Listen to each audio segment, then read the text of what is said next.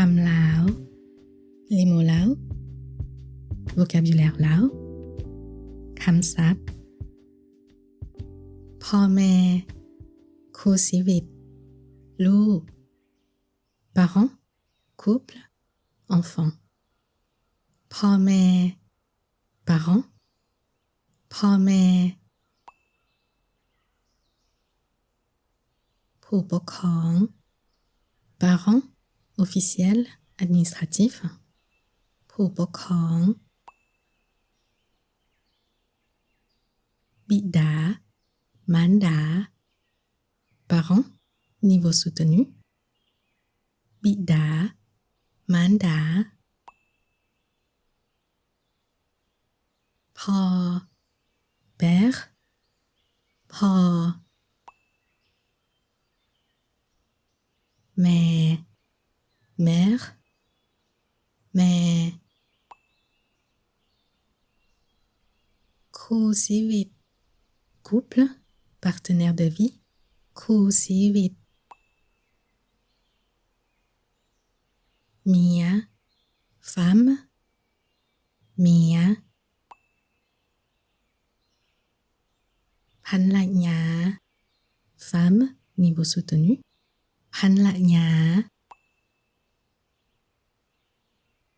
ผัว mari ผัวสามี mari niveau soutenu สามีลูก enfant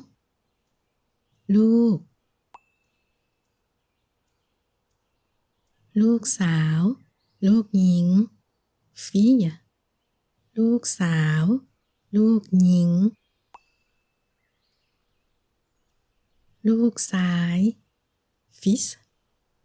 ลูกชาย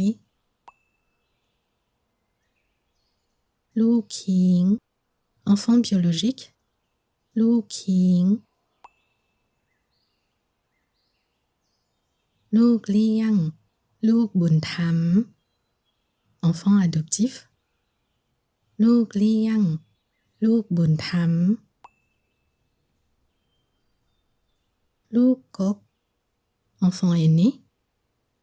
ลูกกบลูกลา enfant cadet ลูกลา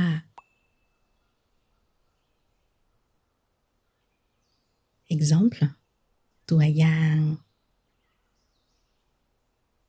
ครอบครัวของข้อย ma famille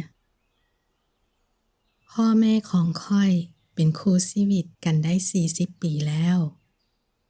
mes parents sont en couple depuis 40 ans พ่อแม่ของข้อยเป็นคู่ชีวิตกันได้40ปีแล้ว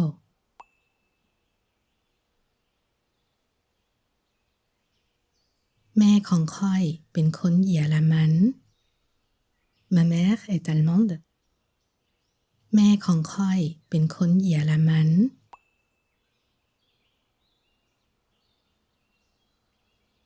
และพ่อของข้อยเป็นคนลาว et mon père laotien และพ่อของข้อยเป็นคนลาว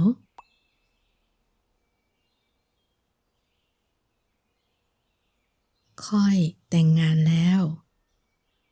je suis marié ข้อยแต่งงานแล้ว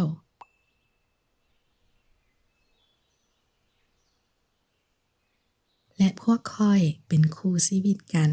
ได้10ปีแล้ว et nous sommes en couple depuis 10 ans และพวกข้อยเป็นคู่ชีวิตกันได้10ปีแล้ว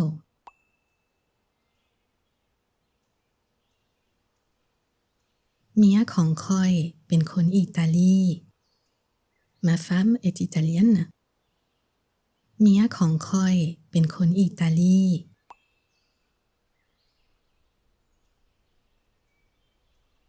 แล้วเป็นทนายความ elle est avocate แล้วเป็นทนายความ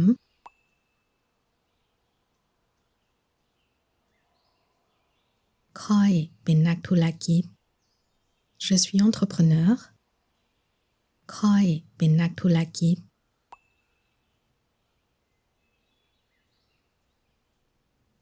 พวกค่อยมีลูก2 คน Nous avons 2 enfants พวกค่อยมีลูก2 คน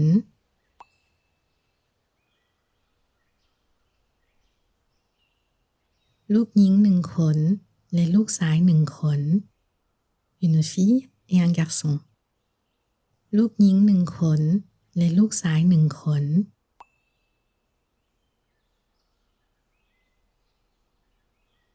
ลูกสาวกกของค่อยอายุ9 ปี Ma fille aînée a 9 ans ลูกสาวกกของค่อยอายุ9 ปี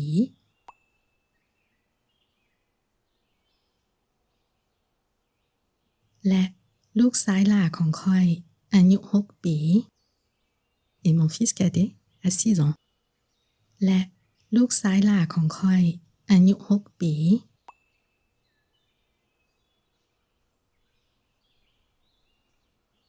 Réécoutons le texte ฟังคืนอีกรอบพ่อแม่ของค่อยเป็นคู่ชีวิตกันได้40 ปีแล้ว